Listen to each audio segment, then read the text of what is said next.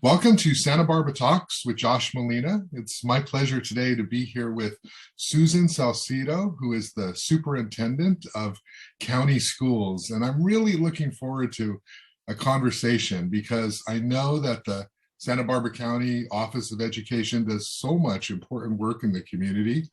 And I want to learn more specifically of, how they interact with schools, particularly during the pandemic, and just kind of get a big picture of this important role that this organization plays in the community. Susan, thanks for taking the time. How are you doing today?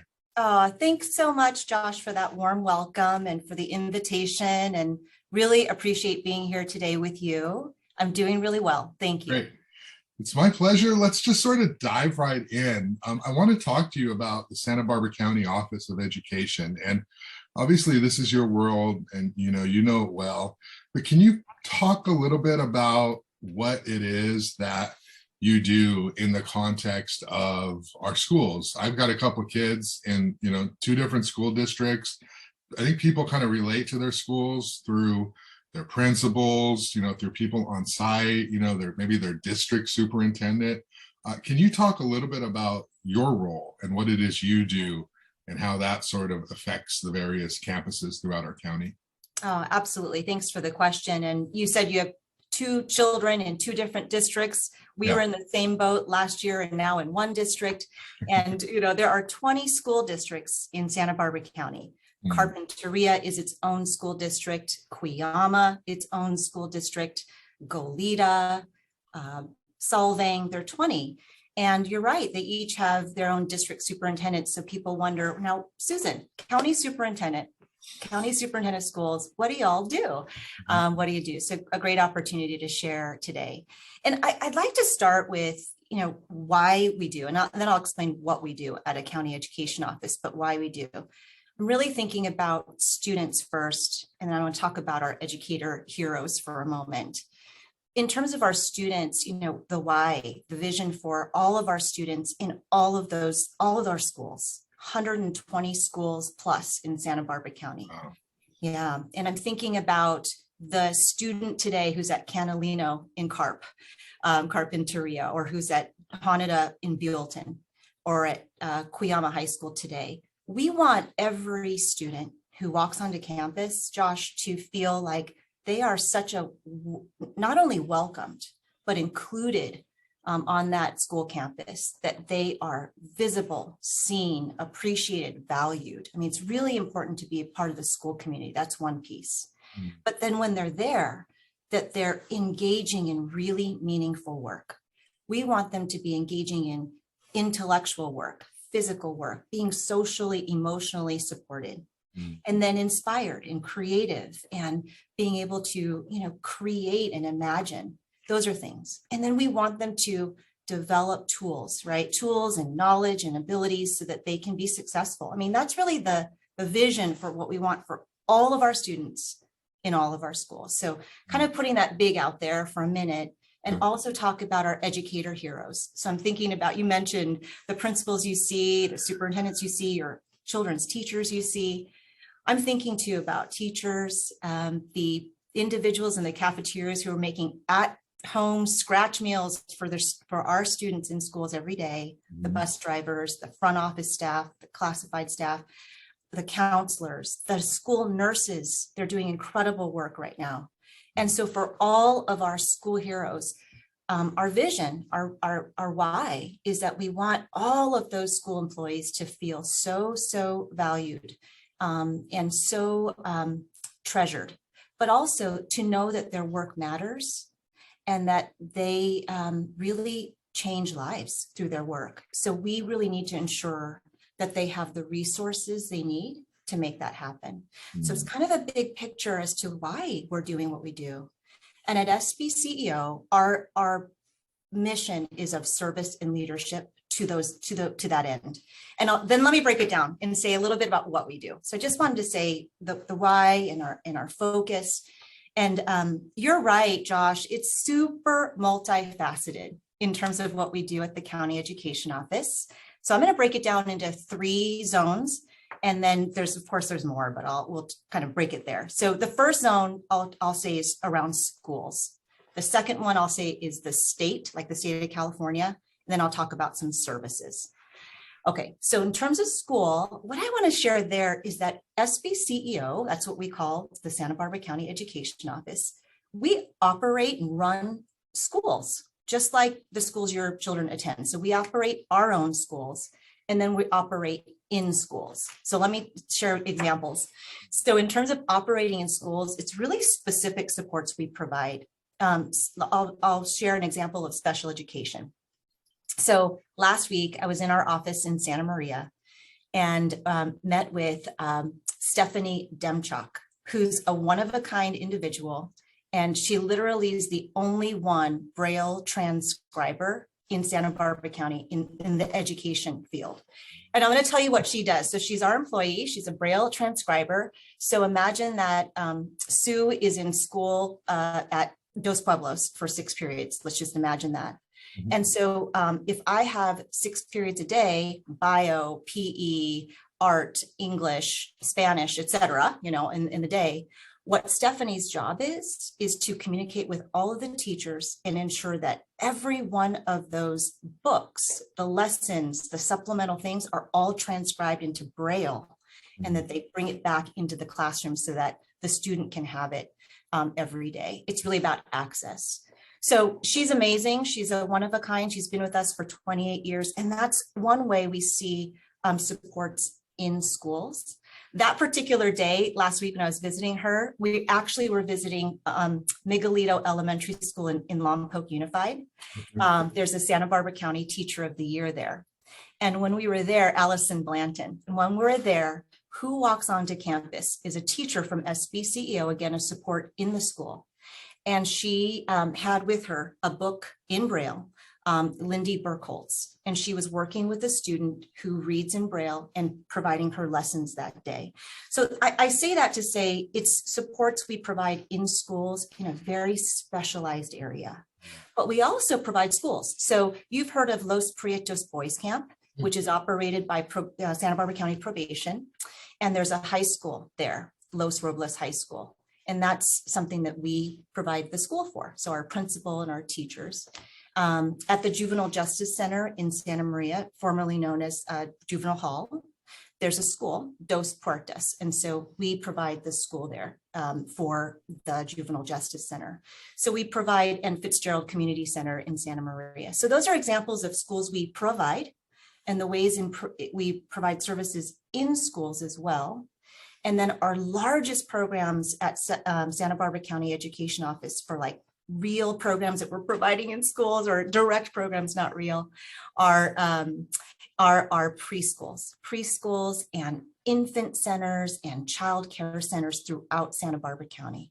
So some of our main programs are in special education and then in early childhood education.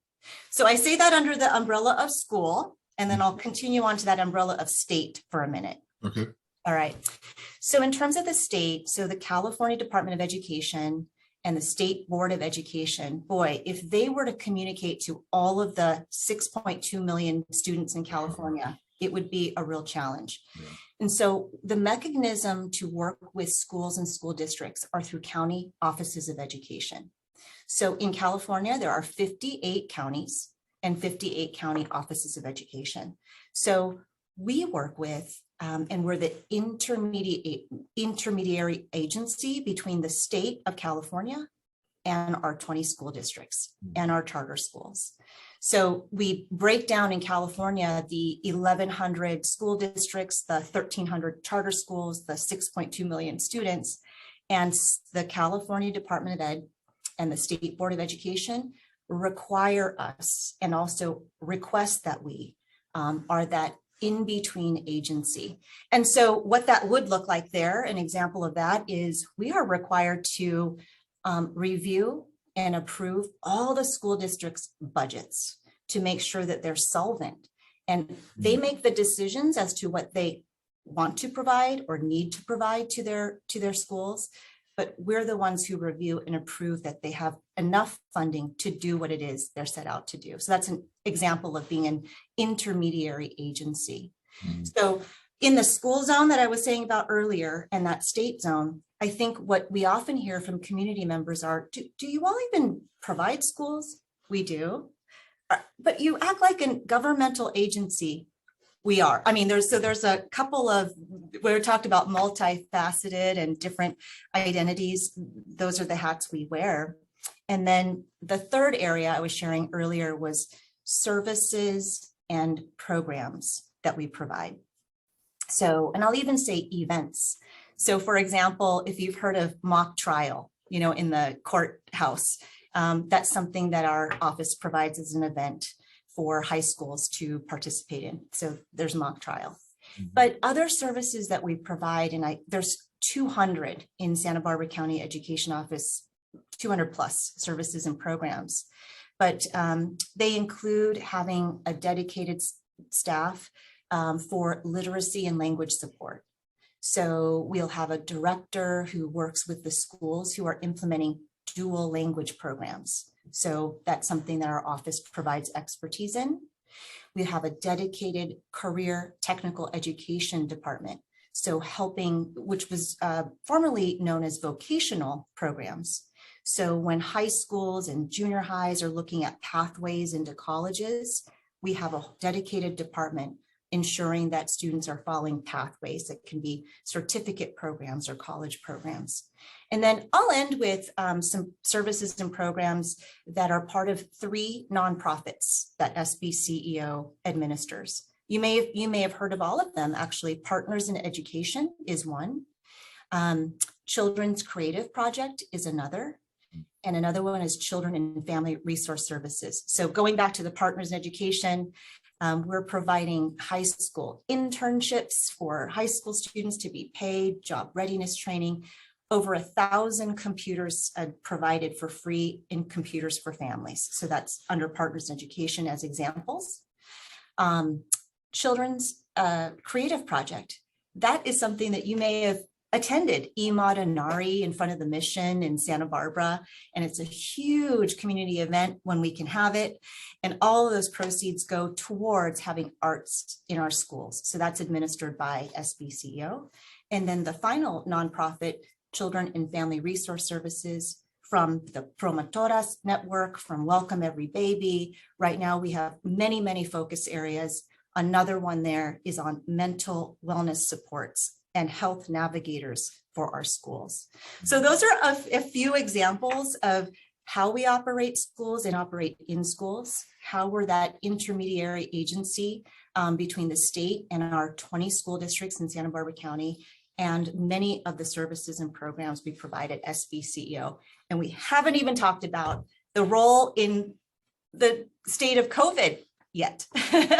Yeah, and I want to go there in a second, but you know, you mentioned so many things, so many important things. They're specialized. They're not the kind of things that get a lot of attention, and you know, in terms of, you know, there's a problem, and journalists will, you know, write about, you know, why it's happening, try to talk about some of the ways to fix things, you know, interviewing, researching.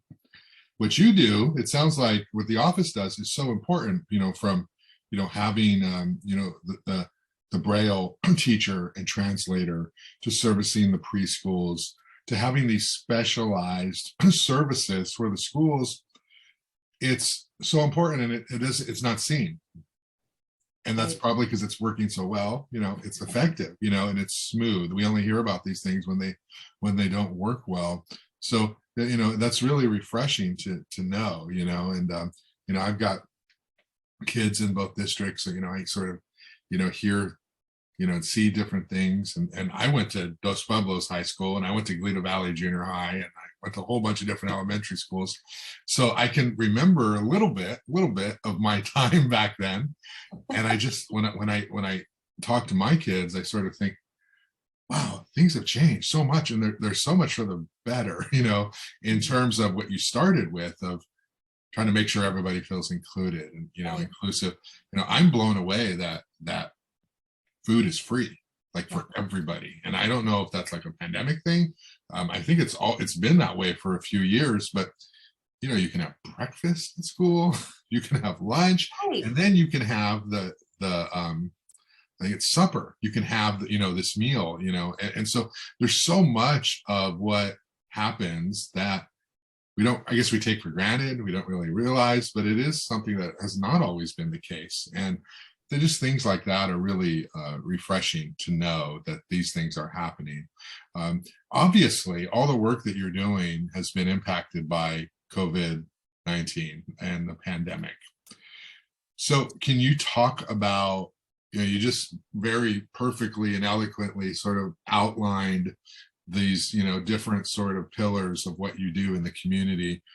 Now, can we overlay it with the pandemic and how that's affected what your office does has been doing for the last couple of years and is, currently doing, looking ahead? Absolutely. And Josh, I want to say for a moment what you said a moment ago in terms of your children, your experiences, and also your children's experiences. One, to the progress that you've seen and noticed, which is wonderful. Isn't it great to say that you've seen change over a generation? That's what we want. We want to continually improve. That's one. And number two, so much credit to the folks, you mentioned Goleta Valley Junior High and Santa Barbara Unified School District. They really are doing so much, and all of our school districts are, to ensure that every student is seen, fed.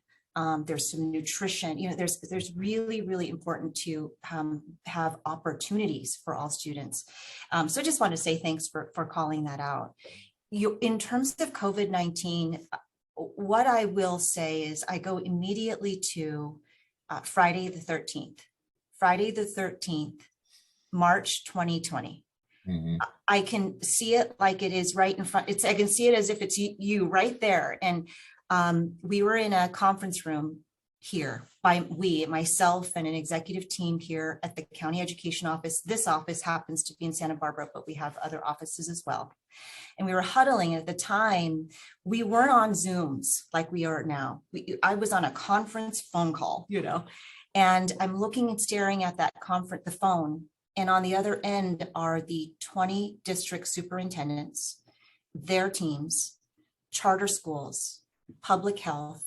We had to really huddle because we had to come to some conclusion as to how are we going to react? What is our response to what we were hearing in the atmosphere? And that day, Friday the 13th, we had to come to a really challenging conclusion, devastating. No one in schools wants to close the school. We hadn't done that, Josh, since ever, but we did it when there were the Thomas Fire and the mud flows. That was the first time in Santa Barbara County's history that we needed to close schools. So could not believe. There was all that smoke in the air. That's right. Yeah. The ash closed the schools. Of course, the mud flows affected very specific school districts, very sadly. But the fires, the ash closed all of our schools for the first time in Santa Barbara County's history, or at least written history that people recall. So that day in 2020 to close their schools was devastating, and it really impacted the entire communities. But of course, we saw it in California and the nation and the world. And we knew at the time as school leaders that closing schools was absolutely devastating. Opening schools was going to be really challenging. So ever since that day, at that point, we huddled daily. I convened meetings with the school leaders every day and public health on the phone. And then we moved to Zoom, and now we continue to have weekly meetings with public health. And we continue to really ensure how are we approaching COVID-19 in our schools with the first and foremost safety and health of our school communities. So let me just interject there for a second. I remember that day and having, two kids who, were impacted, and thinking it's going to be a week, it's going to be 2 weeks. I think it was right before spring break, if I recall. And so we get, I remember oh, why couldn't this have happened outside of spring break? You guys were going to be off anyway, because at that time we knew it was like a big deal, but we didn't know it would be this global thing that would last forever, right? And so it was life changing. We had to put our youngest in a, like this pod, teach from home, teach remotely. It affects everyone in the household. But, again, it sort of forced us to embrace technology for these young people in ways that we had been sort of dragging our feet for many years. Like, we knew that capability was there. Or someday education is going to be done remotely, the same as in person. We never would have even approached that, I don't think, had this not come up. And so, just that time was so interesting and changing and pivotal. And even though it's, difficult and in-person is better than remote, according to the research, we learned so much from that remote. And there is a way, there is a path. And much of that, had to do with a lot of the facilitation with obviously the school sites, the districts, county education office, but go ahead, continue. I just want to say yeah. Well, you're absolutely right. It really forced a lot of issues, and that technology issue, both hardware, but really connectivity, huge issue. You mentioned a moment ago about meals.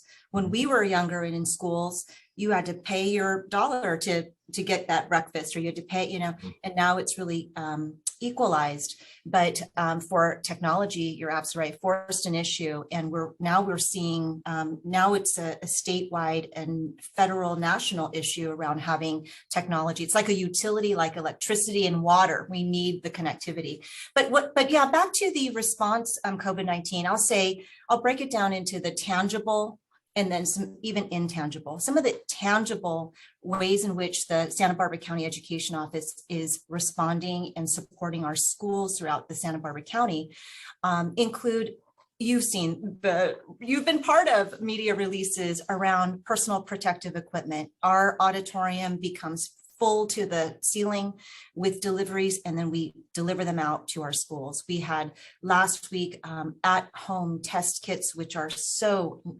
needed right now. More are needed, but we did receive tens of thousands and distributed them to our schools.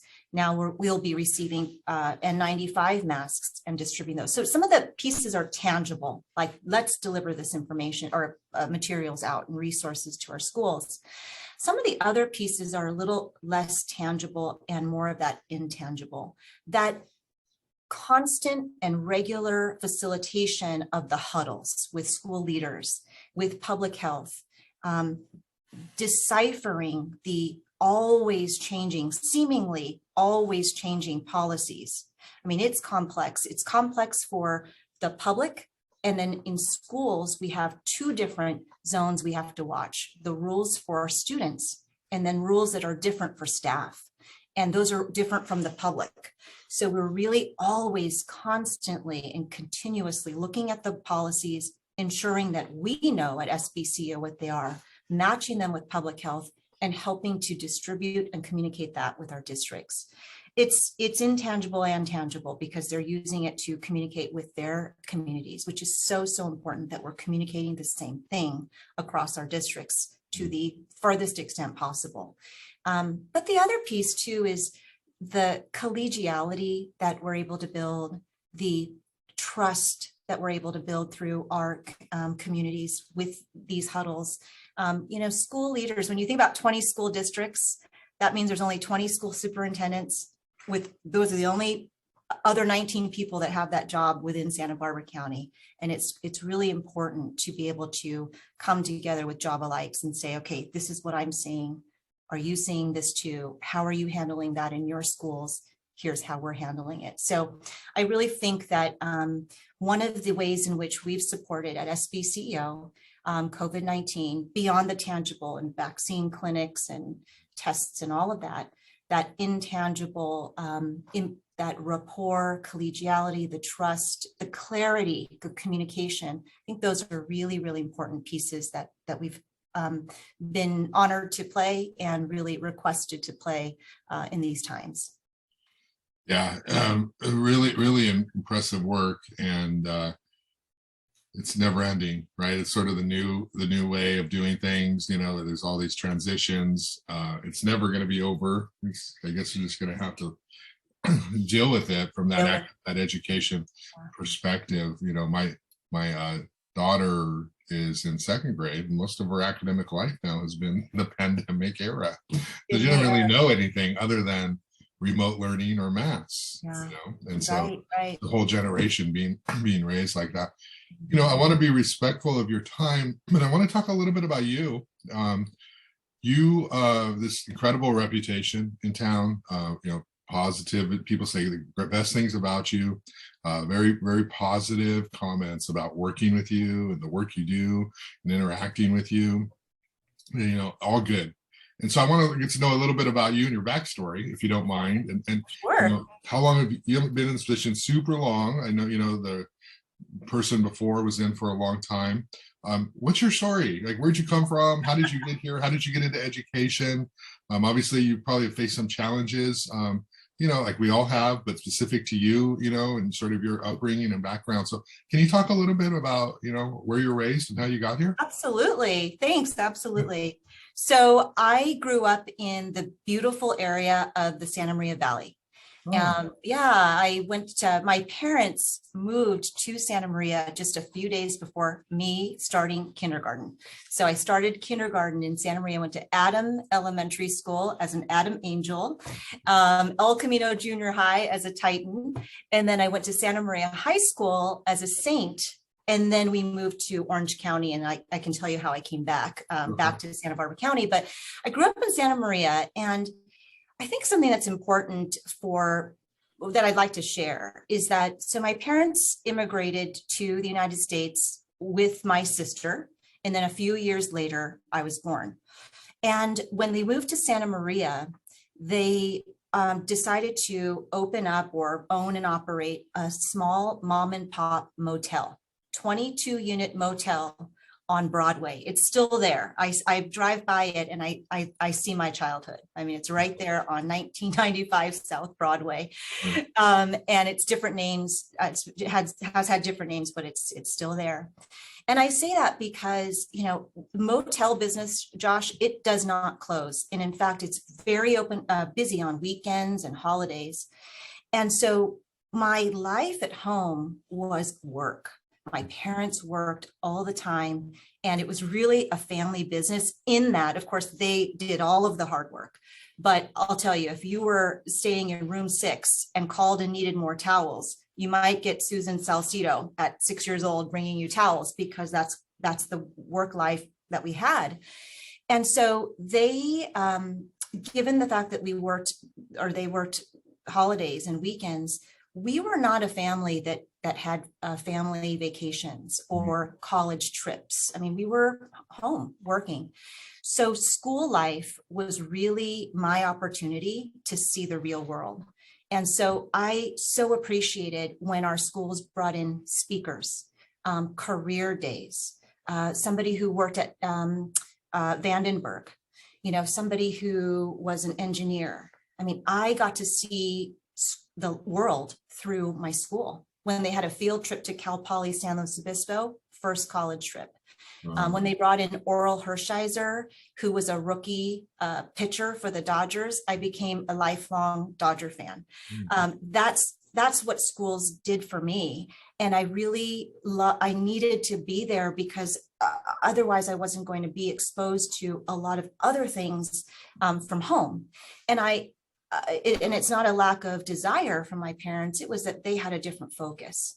And I think that that's similar today. I think there are so many families that work many, many jobs, very, very hardworking, love and best intentions for their families, but our schools are environments that need to provide external people coming in to provide a view to the outside, speakers and careers and colleges and, exposure to what's possible.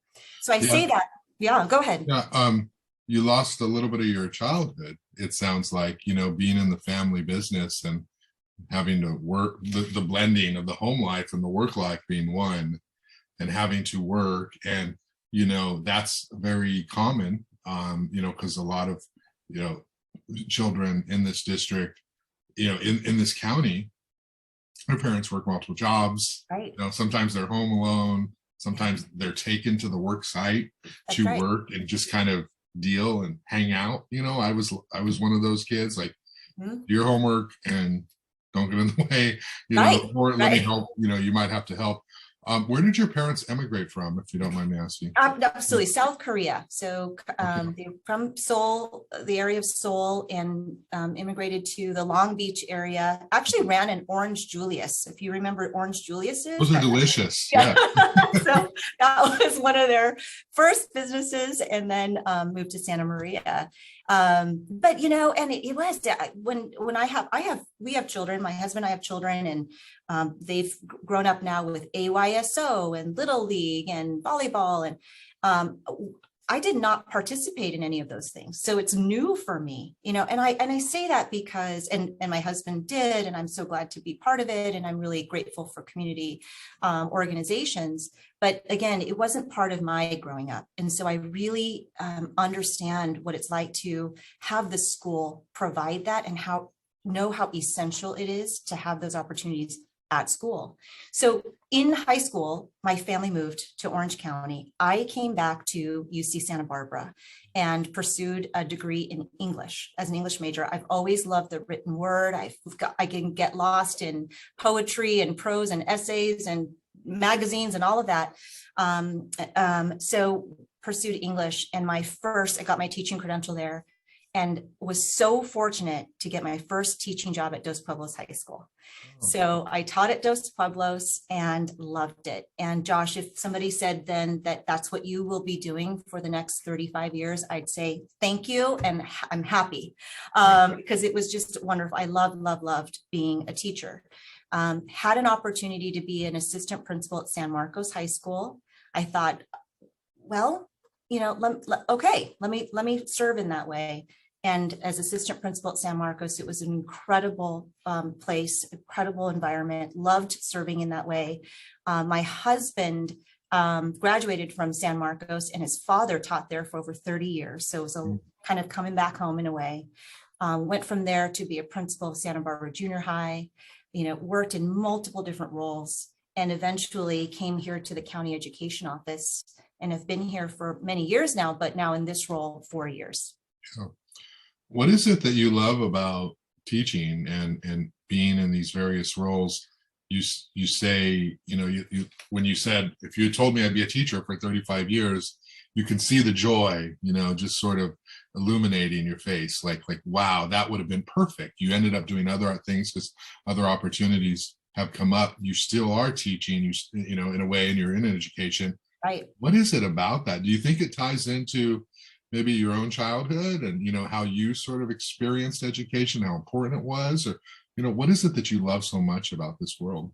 Yeah, the world is beautiful. It's really around children and seeing them, their eyes, open up. And when you talk about whatever this, if it's a subject matter or if it's a grade level, I have to say, I was in a classroom elementary recently, and the students were very, very energetic. So the teacher stood up and sang kind of a listen to me song, or let's quiet down song. And like with just a bar, that she's saying, the class just came to such a quiet, calm class. It was like this magical, this magic that the teacher had with the students, and they were so interested in learning from that teacher. I just loved being a teacher, and still am today. Every role I've had, position, whether it was at, like I said, assistant principal at San Marcos High School, I loved it because I'm engaging with families, I'm supporting them in their education, I'm helping families connect to school, students connect to their school communities, and for them to really flourish and have that love of learning, but to be successful in their life, whether it's college, career, in long term. So I really do. I have I feel very fortunate. Every role that I have had, this one included, is something that I wake up and love. And I know that I'm serving I'm supporting, I'm doing the right work on behalf of our children and our schools and the employees. How old were you when, or what grade level were you when you sort of met the first teacher who you remember today who made a profound difference in your life? Yeah. Of course, we would love every teacher we ever have to do that, Right. but it doesn't happen for most of us. And usually there's this moment where you're like, wow, that's a teacher.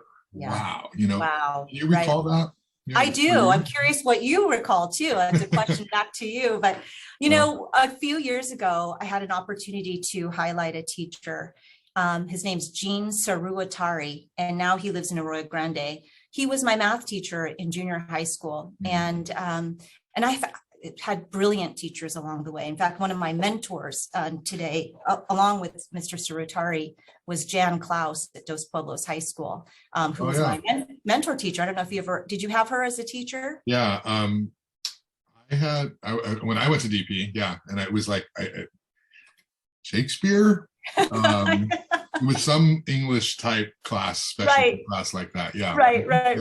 Might have been Shakespeare. Yeah. Might have been Shakespeare. Well, she's phenomenal, since retired. But yeah, Mr. Saruatari, he at El Camino Junior High School, something that I remembered that was so special about him beyond teaching mathematics was that he was the teacher that his door was open at lunch. He'd invite students in and he talked to us as students, but really talking about life lessons. Just having lunch. I remember he had bell-bottom corduroys, a thick leather belt, felt like a big collared shirt, rimmed glasses, eating Fritos from his Ziploc bag. And we would be there at the table, hanging out, having our lunch, and he would periodically touch bases with us. I think it was that interaction, that humanness, the fact that he was delighted to see us when we walked in the door. These are the things that teachers teach. This is why that in-person or that relationship building is so important with teachers. If you think about your children and the teachers that have impacted them the most, it's the ones that make them laugh. They happen to know them. They know their jokes. They maybe visit them at their sports events. It's ones that really go beyond, here's the subject, have you done it? Here's the math, let me check your work. It's really around those relationships that you build. And I think that is what makes our brilliant teachers so very special in that, and why I really believe they're educational heroes, in that it's beyond subject matter expertise. It's about seeing our children and really understanding who they are and what they're capable of. Yeah, my daughter's in second grade, and her kindergarten teacher, Socorro Chavez, at the beginning of each school year still sends her an email, sends us an email.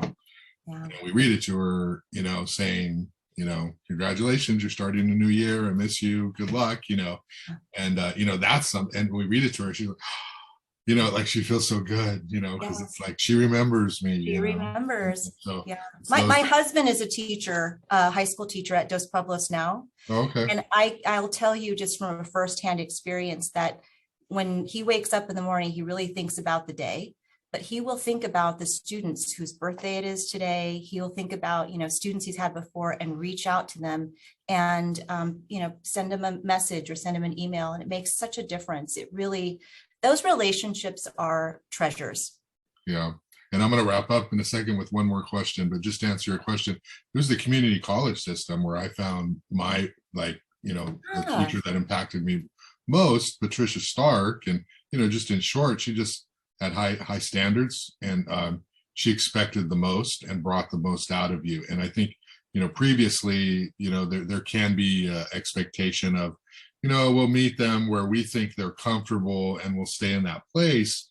But Patricia Stark was, no, you are capable of this. And I know it and I see it and you're going to do it. And that's the only way it's going to be. So those high standards, and of course, with a lot of care and nurturing too, but it was a community college system. That's why I love the community college system, because it not only is a place for people to go to school for the first 2 years and save it a tremendous amount of money. Right. We have a great one here in this community, and all of them play tremendous roles throughout California.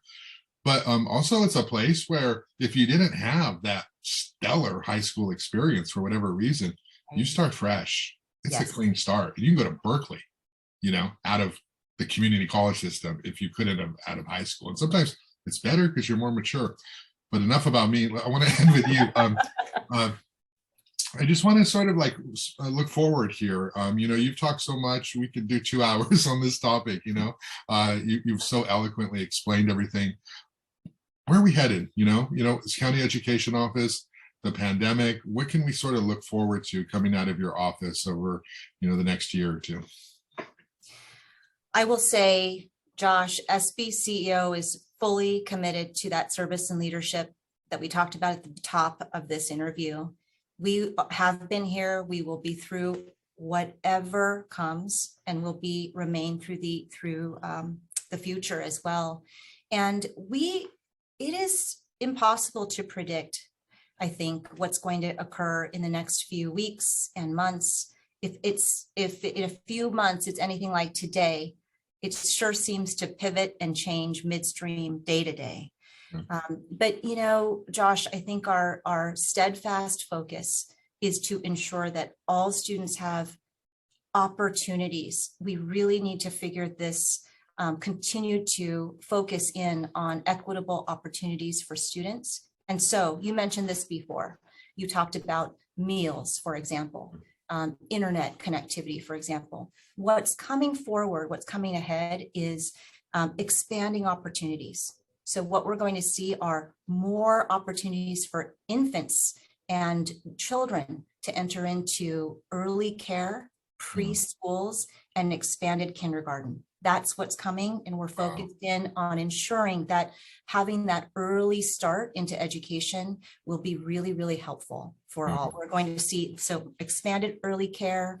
We're going to see more meals in schools. We're going to find more of that internet connection. As I said before, it really is important that we're focused in on every opportunity for all students for their success in college, career, and beyond. So we are here as a resource. I want to say an open door to those who are listening or watching. If they ever have questions around education, of course, go to your school, go to your district, but the county education office is here to respond and to provide supports.